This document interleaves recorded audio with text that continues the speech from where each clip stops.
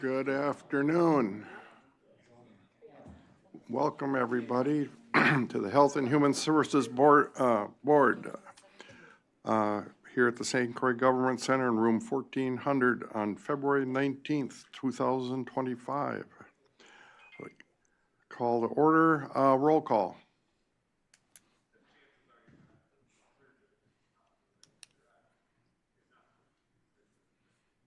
Sean Anderson. Present. Mike Bartlow. Kathleen Finley. Kathy Heath. Present. Lisa Lynn. Present. Julie Smith is excused. Greg Telejohn. Jim Lindeman is excused. Dave Osmus is excused. We do have a quorum, so approval of minutes. Minutes were in the packet. Is there any corrections, additions, questions about the minutes? If not, they'll stand approved as presented. Public comment. Anybody here for public comment? Public comment and public comment. No, thank you. Business, financial report for January 2025.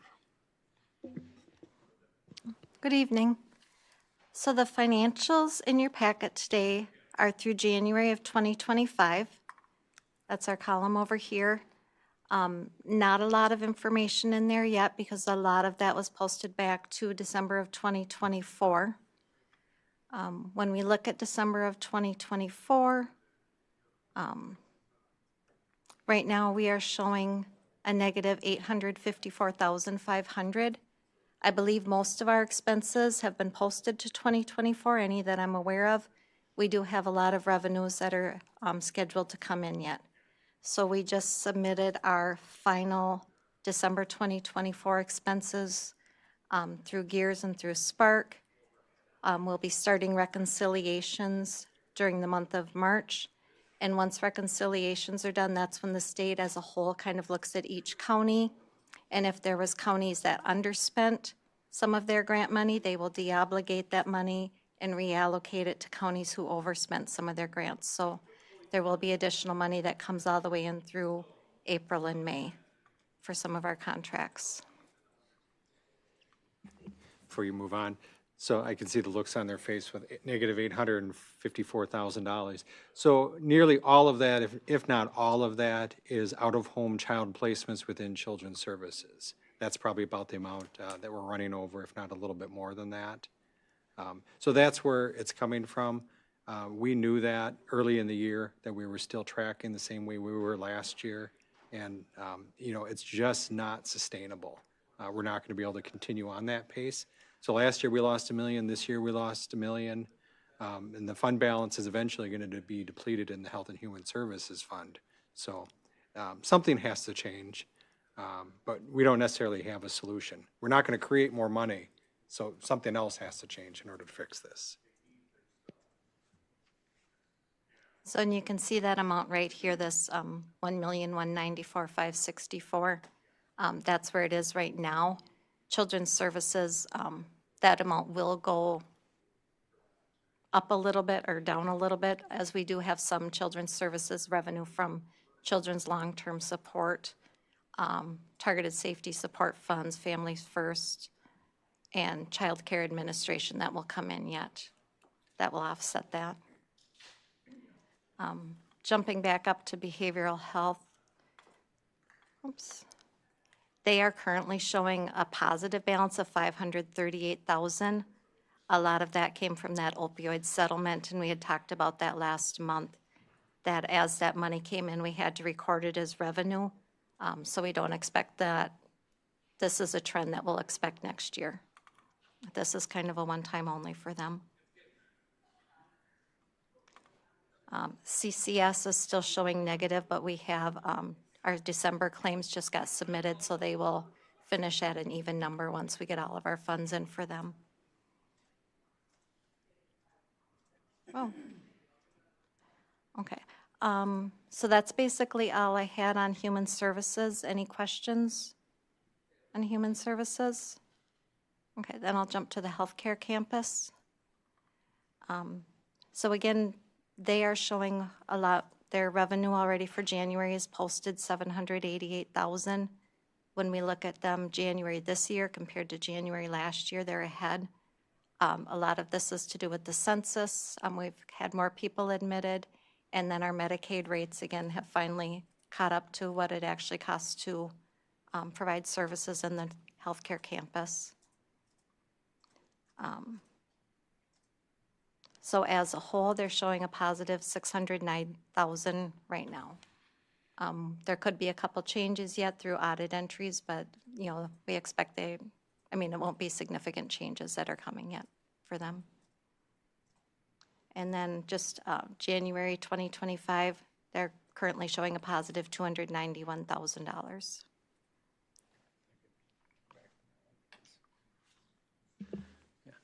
Just what we talked about before. So they had a positive balance in 2024, which is what we were projecting that they're going to do, and that's going to continue to grow, we think.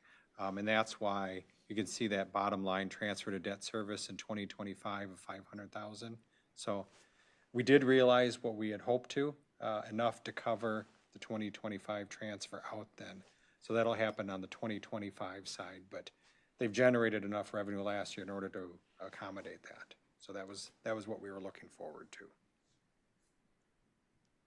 Any questions on the healthcare campus? No. Okay. That's all I've got for you then. Thank you. Thank you. Bob has something. I was just going to mention that those expenses in children's services, the cost of placement in these residential care centers, which is primarily where our costs come in, is due to the rates that they charge for care, the fact that we don't get reimbursement from the state to support us, and the fact that sometimes those kids are placed there through a judge's order, not necessarily our recommendation. So while it feels like our hands are sort of tied with all of that, and the costs keep going up, and the limited capacity within the state for those kinds of beds is real, at the same time, we are advocating at the legislature for the development of facilities that would support these kids that need that high-intensity level of care and would allow for Medicaid reimbursement for their placement. So that would help to offset some of those expenses, along with some other efforts at the legislature that could relieve counties of some of that burden. But yeah, like Ken said, it's not sustainable on the path it's on now, but we recognize that, and we're trying to address it through advocacy at the legislature for some of the current legislative priorities that the WCA has. So I just wanted you to know that we're making attempts to do something about this within our control anyway. Yeah, and we hadn't talked about this, but the governor's budget, which he just laid out last night, has a few different things in there. I know it's early in the budget process, but he's at least identified some things that are directly related to these out-of-home placement costs. So if they make it through the budget process, there is some help that way. And as Bob said, he and I both have been down to Madison talking to legislators about the funding mechanism for these youth placements and how the state can change that or alter that to help us out. Thank you. Next item is Women's, Infants, and Children, WIC presentation. Yes, if I could introduce Mindy Roth to you. I don't think you've met Mindy before, and she's our Public Health Nutrition Manager, and she's going to talk, give a brief presentation, tell us a little bit about herself, and then give us a brief presentation about Women, Infants, and Children's program, which has been growing in our county, and I'll let her talk about it. Thank you. Okay. There we are. Hi. I'm Mindy. As Bob said, I'm the Public Health Nutrition Manager, and as part of my position here, I am also serve as the WIC Director. So I'm super excited to talk about this program. I really like it, and I just wanted to give a brief little about me. So I was born and raised in St. Croix County. I grew up in Baldwin, actually, and I've lived here my whole life. No longer live in Baldwin, but I do still live within the county. And I went to school not so far away, so I got both my bachelor's and my master's degree at UW-Stout in dietetics and then health and human services. I started here working for WIC just over a year ago, and time flies when you're having fun. I'm really enjoying this position, so I really like what I'm doing. So today I want to talk a little bit about what WIC is and give you some statistics, not only about our community, but then WIC as a whole and some of the evidence about how we support our clientele. So a little bit about our program. We're a rather small group of staff members. So we have 2 program associates, or otherwise known as support staff, that help us. We have 3 dietitians, including myself, on staff. And then we also have a breastfeeding peer counselor who works with our breastfeeding clients, which we'll talk about a little bit more. We're based out of the service center in New Richmond, but we also have what we call our satellite clinics. So we also go to Baldwin once a month. Hudson, we have a location here in Hudson as well that we go to once a month. And then we get out to Glenwood City on a quarterly basis as well. Briefly, to be eligible for WIC here in Wisconsin, you have to meet the following criteria. So you either need to be pregnant, you need to be breastfeeding or a new mom, or you can be an infant up until 1 year or a child until 5 years of age. You also need to be income eligible, which is at the 185% of the income poverty guidelines for gross income. You have to have a health and nutrition need as well. And then we also serve foster children. So if foster children are under the age of 5, they also qualify for this program. So a little bit about what WIC is. So WIC is a supplemental nutrition program whose primary focus is delivering the targeted nutrition support needed for optimal growth and development during those critical periods of development such as pregnancy, birth, and early childhood. WIC provides food packages, and we tailor these food packages if needed to meet the client's needs. So we can modify them a little bit to meet medical, cultural, and religious, and also personal needs. So an example would be food allergies. We can alter some of the foods, which I'm going to talk about a little bit here later. And then if people have limited space availability, we can also modify the packages for them as well. WIC is a well-rounded nutrition program, most known for its food benefits, but we also provide more than just the extra funds that families may need to purchase some of those food items. And one of the biggest benefits in my eyes is that they also get tailored nutrition counseling provided to their families from those dietitians. WIC also helps provide prenatal support, breastfeeding support, and we also do medical and other program referrals. St. Croix County WIC also does lead screenings for our clientele, and we participate in the fee-exempt well water testing program to monitor the safe drinking water for our clients. The Farmers Market Nutrition Program is another program that we participate in to support our local farmers and then also to help provide additional dollars for the families for those fresh produce. And then in St. Croix County, our WIC families can also enroll in a SNAP program called Fit Families, which is for our 2 to 4-year-olds. And it's a super fun program, but it's tailored specifically for clients to increase their physical activity, increase fruit and vegetable intake, and increase water, decrease screen time, and decrease their sugar-sweetened beverage intake. So through WIC, they meet with the dietitian at a minimum of quarterly for us to assess their nutrition status and offer support, education, and then also provide them with their food benefits.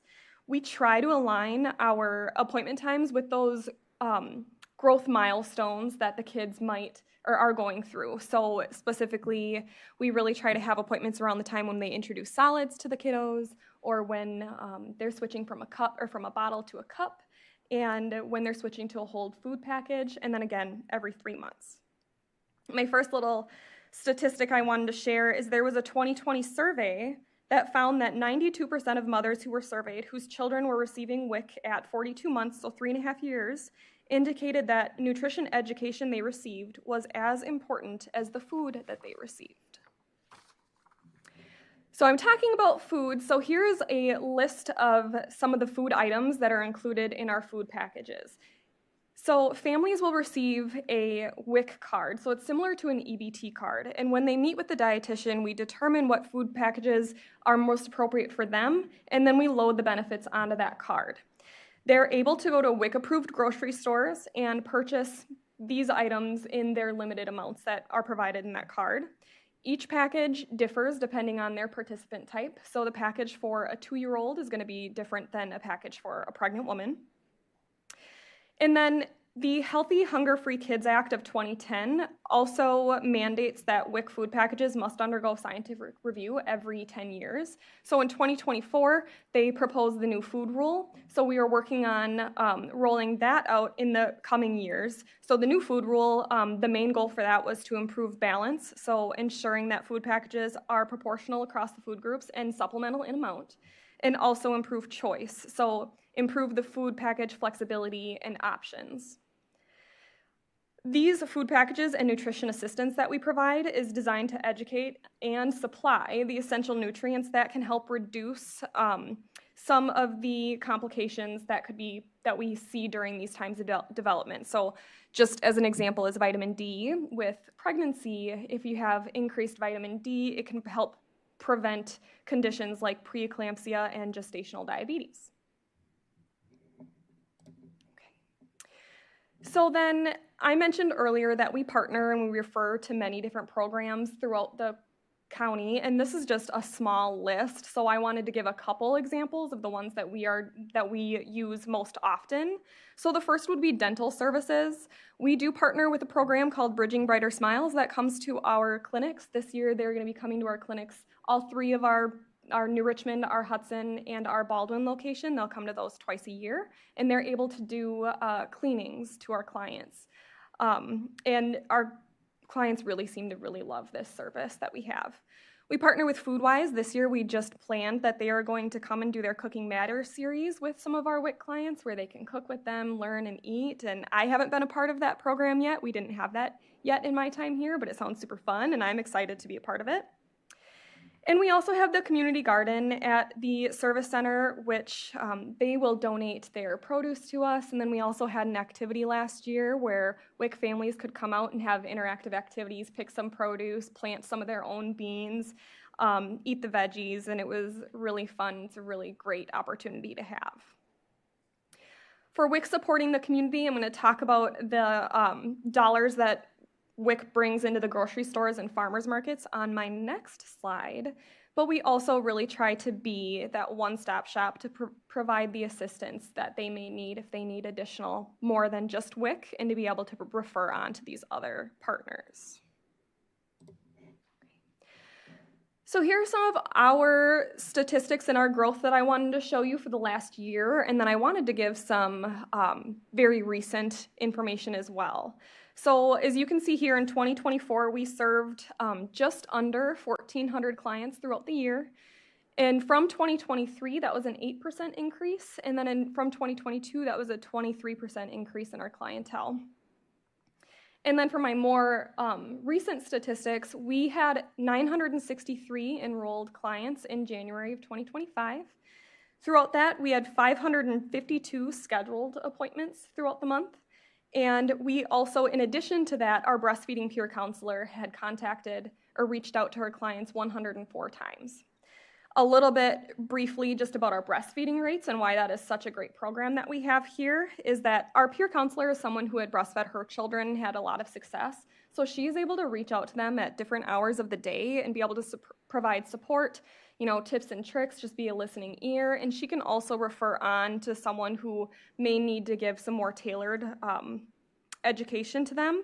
But our breastfeeding rates are actually quite high. So my 2024 data showed that 82.5% of our postpartum clients attempted to breastfeed, where the state average was just over 76%. And our percentage of those who continued to breastfeed for 6 months is 82%. So that number really only dropped slightly from that initial to 6 months. And then some of our community statistics. The WIC money that was spent at our local grocery stores was just over $700,000 in 2024. and just over $6,000 to local farmers. And the local farmers piece was reported. They do still have to submit their checks to the farmers market program so that they can report those and get paid for that. Not all farmers do submit those, but so this is our reported funding, and that doesn't include the reported amount of money that they had received, and that doesn't include what they didn't submit to us, and then also the other stuff that they might have bought from those farmers and then also from the grocery stores.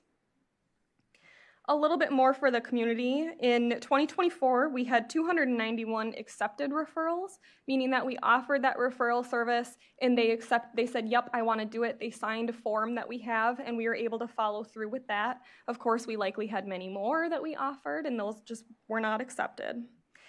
So I think this is great growth. In the year that I've been here, it seems like we're definitely getting busier. And so I'm sure one of the questions that I was asked was, why do you think that there is more growth? And I can only give an educated guess as to why I think the growth of our WIC participants is there, but I think of three things. The first is I think that cost of living has increased and more people are falling into our eligibility criteria. And also I think the word is spreading a little bit more about these great programs. So actually in the United States, only about 50% of eligible participants are enrolled in WIC. So the more we get the word out there, the more we can help the people in those critical times of development. And in Wisconsin, it's actually 53% in 2024 compared to 50% in 2023. So it was a good increase there too. And then my final slide is just about, I wanted to give some information on the studies that have been put out there and what the findings they had. And I have some references here, and these are just the brief little easy ones. I'm gonna go into a little bit more detail with just my couple here. So WIC's referral policies and relationships developed between WIC providers and families help connect them with comprehensive healthcare services, leading to increased use of regular medical and dental care. WIC support and referrals contribute to improved cognitive development, decreased incidence of attention deficit disorders, and reduced behavioral issues when children start school. Participation in WIC is associated with healthier growth patterns, including appropriate weight gain and reduced risk of stunted growth, particularly among children of lower income families. WIC collaborates with healthcare professionals to monitor children's growth and development to ensure that nutritional interventions are tailored to their individual needs and support early identification and any health concerns. And then beyond improving health, WIC's comprehensive approach to nutrition and social support plays a crucial role in promoting child health, development, and school readiness, thereby potentially enhancing long-term educational outcomes and their overall well-being. And finally, the existing evidence indicates that the modest costs of WIC are outweighed by its benefits in helping avert poor birth outcomes and their associated health and economic consequences. In fact, for every dollar spent on prenatal WIC services, the savings range from $1.24 to $6.83 due to improved birth outcomes and reduced healthcare costs. And then I do have quite a few references I wanted to put out here for you as well. Any questions? Go ahead, Kathy. So on the slide where it talks about clients, is a client considered a family or is it an individual person? Individual person. So if you have a pregnant lady, is it two? Yes. Okay. Actually, the family size would be two, but the client would only be one until baby is born. Yes. Very tricky. Yes. Any other questions? Well, thank you so much for allowing me to be here today. Appreciate the update. Thank you. Yes. Next item, environmental health presentation. And if I could just, first of all, I just want to say that was a really good presentation. And part of my asking Mindy and Paul to come tonight was to show off a little bit the work that they're doing, but also to point to the important kind of work that they're doing. I think having Mindy in this position has really benefited us, and we have you're the health board, and I want you to be aware of the things that they're doing. But I think her being here, it just continues to elevate the quality of our local health department. I don't take that for granted. I'm a public health guy, so I kind of have some sense of what a public health department should look like. But I'm really impressed with the work they do, and I'm really glad Mindy was able to come tonight and just provide you this presentation on WIC. I thought it was very on point. And that makes it hard for you to follow, Paul, but another person that I'd like to introduce you to is Paul Lobby, and he's an environmental health specialist. How long have you been here, Paul? You'll probably say, but. Under a year. Under a year. Yeah. Again, we're very happy to have Paul join us, and he's going to talk about a topic tonight that I think many of you might not know too much about. I didn't. So I'll turn it over to you, Paul, if you just want to introduce yourself and say Okay, thank you, Bob. go into the presentation. Yeah, my name's Paul Lobby. Well, good evening, number one. I'm a registered sanitarian and environmental health specialist with the environmental health program here in St. Clair County. Currently, I work under the guidance of Lori Diaby-Gasama, my supervisor, Ellie Clausen, our health officer, and of course, Bob, our HHS director. My colleagues are Michelle Thurman and Michelle Williams and Ed Thurman. I'm not sure if you heard their names, but they've been around for a while. Full disclosure, I do not live in St. Croix County. I live in Pierce County in River Falls. My wife, Chrisanne, and my two girls, Jordan and Allison. We've been there since like 2002. Prior to working for St. Croix County, I worked in the private industry for 20 years for a chemical company. I did all their third-party food safety audits, safety inspections, chemical training, that kind of thing. I really enjoyed the food safety aspect of it. That's what drew me to coming to St. Croix County when the position opened up. As an EH specialist, my responsibilities included, these are the ones that you guys already know a lot about: retail food establishment inspections, basically food inspections, swimming pools, tourist rooming houses, hotels, motels. There are a lot of lesser known ones, and one of them is one I'm going to be talking about today. But we do human health hazards, DNR transient non-community well program testing for nitrates and bacteria, and then we will also do some classes on radon with community development, CDD. We do outreach programs. I do a DHS tick drag for Department of Health and Safety. Basically, I did last year, I did that with at YMCA camp, and also at the Willow River State Park. It was kind of interesting. We had to get 50 ticks, and we sent them to the CDC for testing of the bacteria, see if how many are Lyme's positive. So that's kind of interesting. We haven't got the results back, but the reason I'm here today is I was asked to give you what we call the animal bite human rabies exposure program, and give you just an update on it.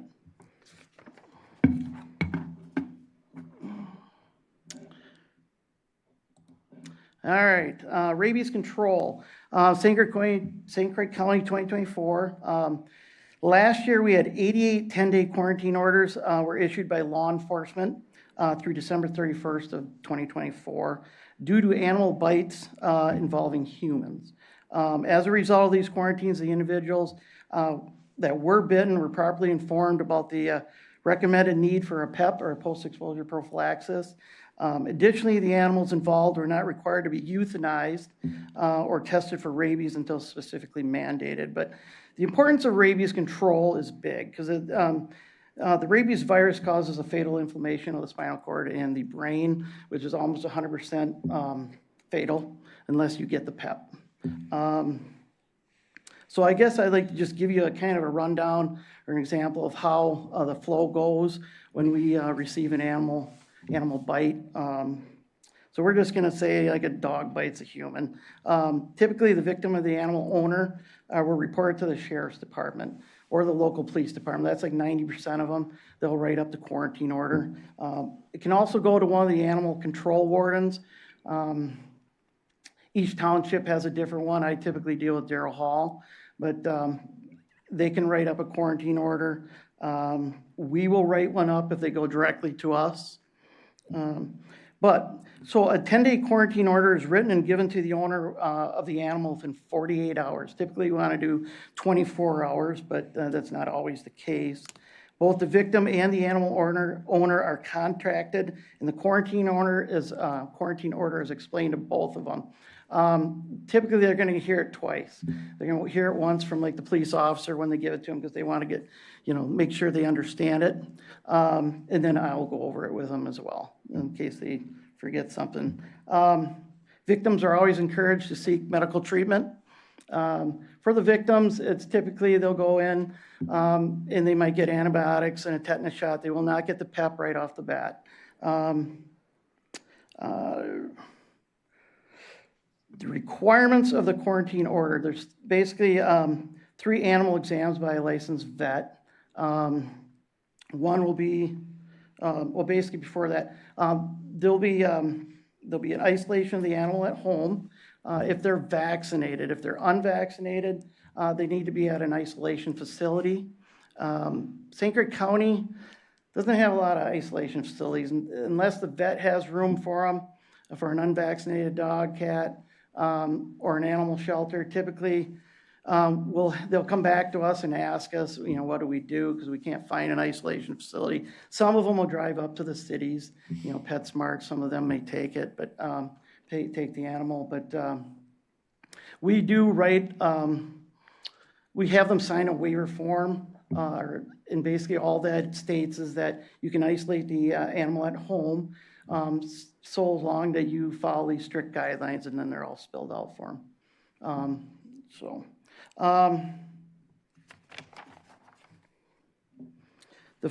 The first exam is always done within 24 hours. That's not always the case. Sometimes it gets skipped. The second is around day 5, and the third is after day 10. There's a reason why there's 10 days, and we'll get into that in a little bit. But if the dog shows no signs and symptoms of rabies, the vet will, after day 10, the vet will sign the quarantine order, and the quarantine order will be released by me. The follow-up with the victim and the owner are conducted. All information is recorded in our what we call EH planner and our Nightingale notes in our end drive, so that for future reference. If the animal shows signs or symptoms of rabies, the animal is usually almost always euthanized and the head sent to the Wisconsin State Lab of Hygiene for assay testing. The owner will be notified. They'll be notified whether it's positive or negative. But the owner and the victim will be notified. If it is positive, the victim is told to go get their PEP, their post-exposure prophylaxis. They're informed to seek the medical treatment, which is just 4 or 5 shots, vaccine shots. I have not had to encounter this scenario yet, so which is good. Reason for the 10-day quarantine is that animals shed the virus via saliva during the signs and symptoms stage. So the time between the onset of rabies virus shedding and the onset of clinical signs of rabies is typically a few days. So basically, once they start showing signs and symptoms of rabies, they'll be dead within 10 days. So that's the 10-day window. If the animal is showing no signs of clinical signs, that doesn't mean that they are rabies free. It just means the animal is not actively shedding. And that's the whole reason for this 10-day quarantine period. Just so you guys know, some signs and symptoms to look for. The biggest one is abnormal behavior. Everybody's abnormal, but cats and dogs, if they're typically shy and reclusive and all of a sudden they're aggressive, everybody knows about the foaming at the mouth. Some of the other signs are if they're unstable or disorientated, or if they're a nocturnal animal and they're out during the middle of the day. Those are the things that they look for. And then, that's all related to the vet, and because they always ask what was the animal doing and how is it acting and so forth.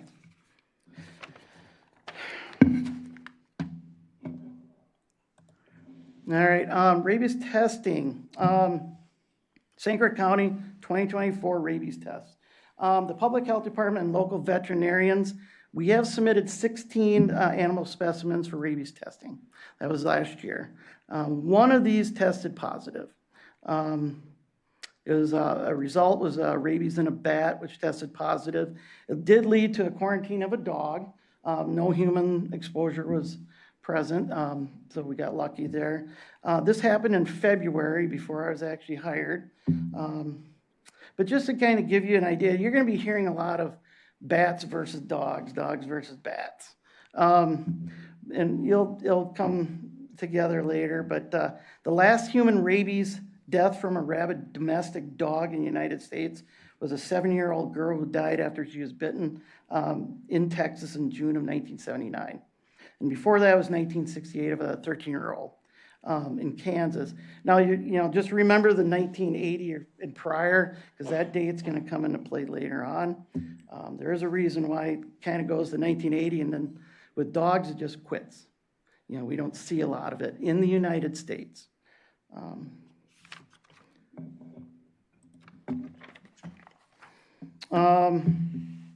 Rabies activity 2024.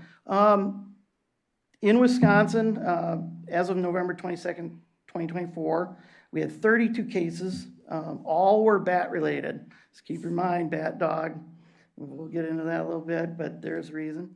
St. Croix County accounted for the one of those, and that was that bat. This is down from 37 cases in 2023. But from 2002 to 2023, there's a total of 528 cases of rabies reported in the state. That's about 24. So when we're talking 34 or 32 and 37, you know, we're starting to kind of creep up a little bit. The species breakdown, shocker, bats are 506, and skunks are 14, horses are 1, foxes are 1, dogs are 2. Now, only 2 for dogs and only 3 for cats, and 1 calf. So, not sure how that came in, but in St. Croix County, we have seen rabies in both bats and dogs. This underscores the fact that domestic animals can carry the rabies virus.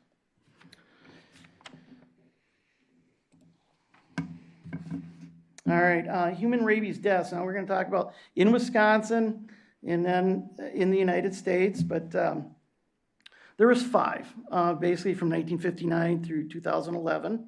The first 4 from 1959 through 2010 was all from bats. But the one in January 2011 is kind of an unknown. It was a diagnosis of rabies. Was considered in a Wisconsin man with encephalopathy who was hospitalized for treatment of alcohol withdrawal syndrome. He died 2 weeks later of rabies. But so as far as the transmission, they don't know how it happened. But just, you know, it does happen in California. Just a couple months ago, November 22nd of 2024, an art teacher in California had a bat fly in her classroom. She attempted to scoop it up and release the bat from her classroom, and she must have been bit. Bat bites are very, very small. You can't really, I mean, you can get bit and you really don't know unless it starts getting inflamed or something like that. So she may not have even known she got bit, but she did not receive any post-exposure prophylaxis or any treatment whatsoever, and she passed away. So that was just in November 22nd of 2024. So that was very recent. Global race. Now, you know, I keep talking about dogs and bats. There's a reason for that. But World Health Organization states that 59,000 people die from rabies each year. CDC says 70,000. 99%, almost all the rabies cases worldwide are caused by dog bites and scratches. That kind of leads us to the importance of rabies vaccination rates in dogs in the U.S. and bite prevention. So throughout the world, the overwhelming cause of human rabies cases are from dogs. Here in the United States, they're mostly from bats. The main reason is that Wisconsin and the United States, we've implemented laws and statutes requiring the owners of a dog that's any dog that's over 5 months old needs to have get their 1-year vaccination, and then after that they do the 3-year vaccination until the dog or animal passes away, and that's dogs and cats. So basically, that's kind of what saved the United States from all the dogs rabies cases that Wisconsin mandated in 1881. But remember I was saying that we went up to 1980 and it just disappeared with dogs? Well, it wasn't until 1985 that it was mandated in all dogs, regardless of age. So prior to that, it was just certain species of dogs that required animal vaccinations, or the dog vaccinations.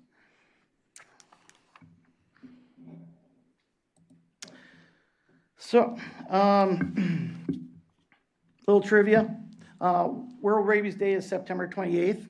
It's the anniversary of Louis Pasteur's death. He and his colleagues were the ones that first developed an effective rabies vaccine. Besides, rabies, there's also a monetary issue to dog bites and rabies in general.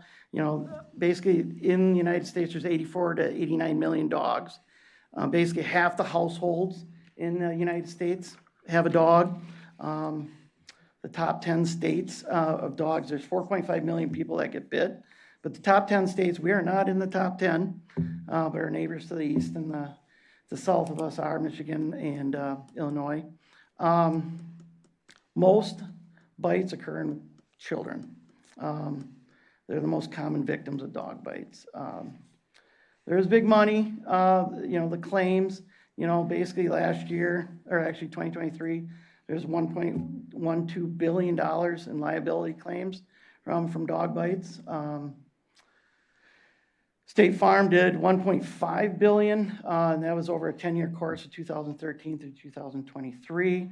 And each dog bite, the average claim is about almost $60,000. That goes through, added up from the medical cost to, pain and suffering and everything else. So I guess the biggest takeaway from this is that domestic animals can carry the rabies virus. Rabies vaccinations, awareness, and prevention are the most important tools in combating the transmission of rabies. Thankfully, St. Croix County hasn't seen one quite a while, so 2011. So I just want to thank you for giving me your time today. And do you have any questions? Any questions? Yeah. I have one. So just asking for a friend, but say somebody was bitten by a pine marten, and so that's a non-domesticated pine marten, by the way, so we don't have it. Would you get the PEP right away then? No, what's funny is just like yesterday, or 2 days ago, we had a fisher brought in. Fisher, so it's very similar to pine marten. But, so no, you wouldn't. So, well, it depends. If you could catch that pine marten, crawl in the trees or whatever, and get it, no, you would not get a PEP. We would take the pine marten, if you can capture it, you'd have to be euthanized, and the head would be sent to the Wisconsin State Lab of Hygiene. Now, if you couldn't catch it, yes, you'd want to get a PEP right away. So, asking for a friend, right? Okay. Any other questions? Well, not a question, but when you talk about rabies, I have flashbacks to the movie Old Yeller. Yeah, I was going to bring that up, but I'm like, I don't know.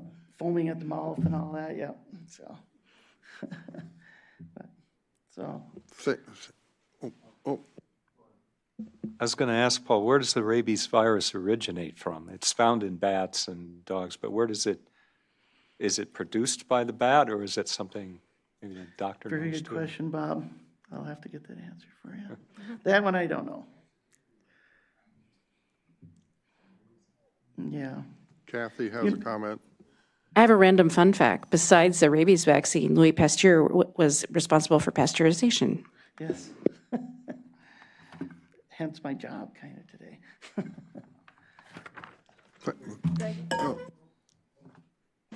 Can you come back and talk about the tick drag when you get results, please? Yeah, I'm waiting. I submitted them last August, and I work with DHS, Z Lee, and I keep bugging them because Lori keeps asking me for the results because we have never had enough ticks in St. Croix County to send out. Well, this year I got lucky. This is the first time I ever did it, but So I started dragging, and Willow River, I'm just gonna tell you, it's got a lot of ticks, so it didn't take me long. YMCA took a little bit longer, so the camp there. But yes, I would love to. Yeah, Thank you very much. all right.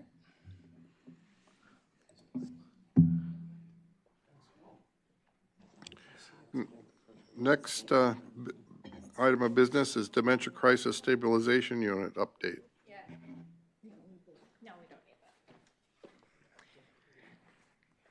that. Good afternoon.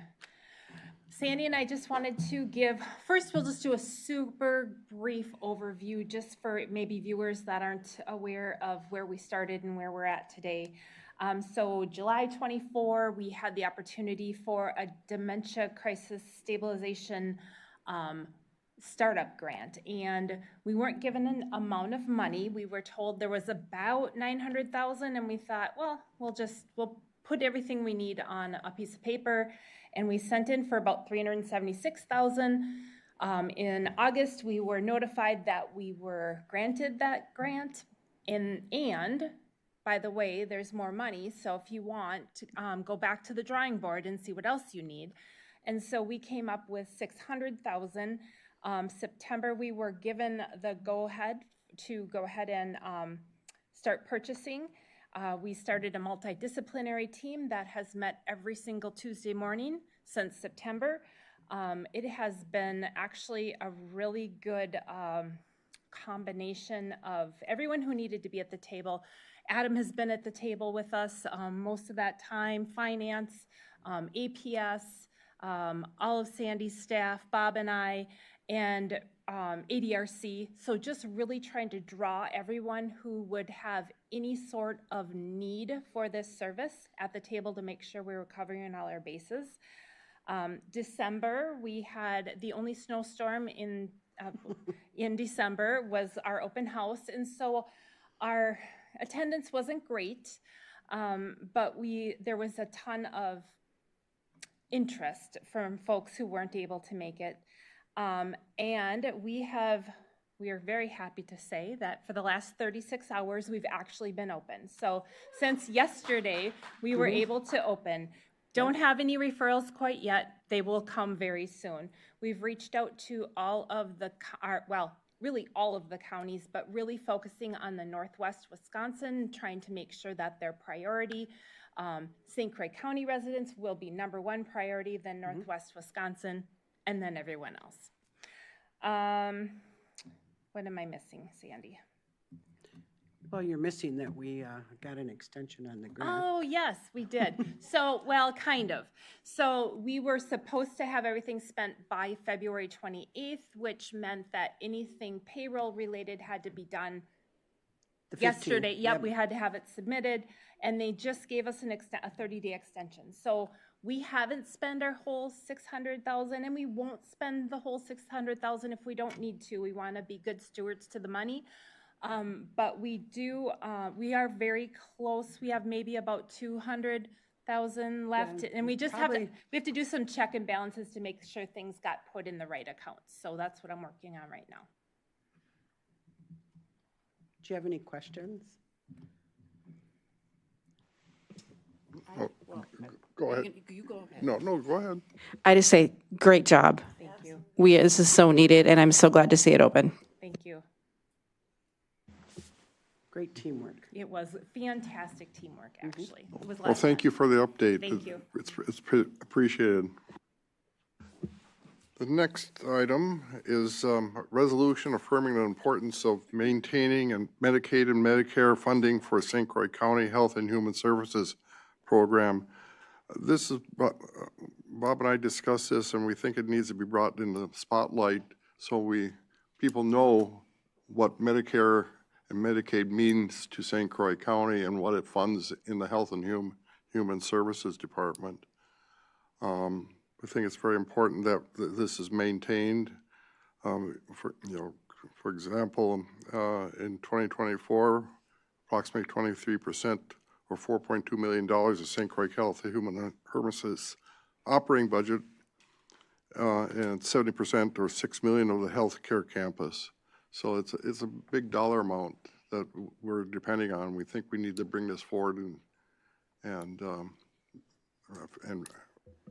make sure our appropriate people know this. So I don't know, Bobby, if you have any other comments on it? Thank you, Mr. Chair, for bringing this forward. And I think, you know, Medicare and Medicaid are one of the few funding sources that we can sort of plan on year to year when we do our budget and try and anticipate where that revenue may come from and how it may assist our programs for the various populations listed on here.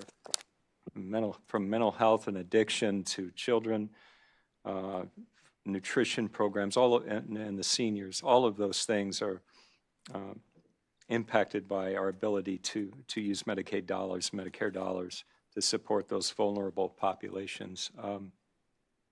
So it's critical to what we do. It's critical for the people of St. Croix County who need these services, and I think this resolution summarizes that pretty well. The only other point I would make is that, you know, if Medicare and Medicaid weren't available to people, lower income folks or people who qualify for these benefits, those folks still get health care. They get it at emergency departments and jails and other places where after they become sick, they have no other choice but to go to, or they encounter police or whatever the case may be. So it's really part of the safety net that helps us serve people that otherwise maybe would end up in environments like emergency departments or jails or crisis services and serve them to keep them healthy so they don't end up in those situations. So it's a really critical aspect of our ability to serve people. And that's all. I guess I talked more than I meant to, Mr. Chair. I was going to move the resolution affirming the importance of maintaining Medicaid and Medicare funding for St. Croix County Health and Human Services programs. And approval here would mean that it would go to the full board, right? Is there a second? I'll second it.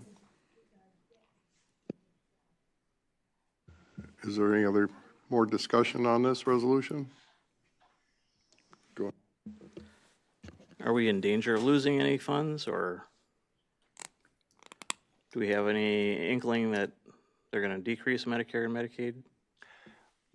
You know, I just based on what I read, there's discussions at the federal level about restructuring Medicaid or Medicare through block grants or capitated funding to states. To my mind, a resolution like this is just supportive of at least current levels of funding for it, and block grant funding to states can have an impact certainly on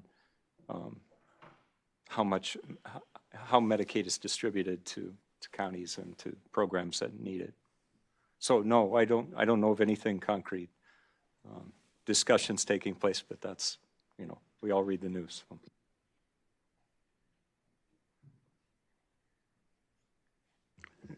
Any other discussion?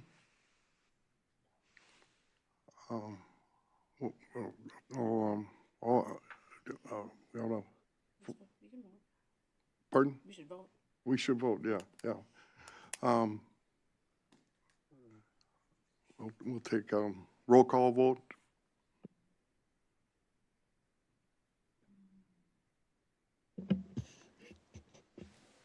Sean Anderson, No. Mike Barkalow, No. Kathleen Finley, Yes. Kathy Leaf, Yes. Lisa Lind, No. Greg Telejohn, Yes. It's a tie. it's a tie, yeah. So, okay, thank you.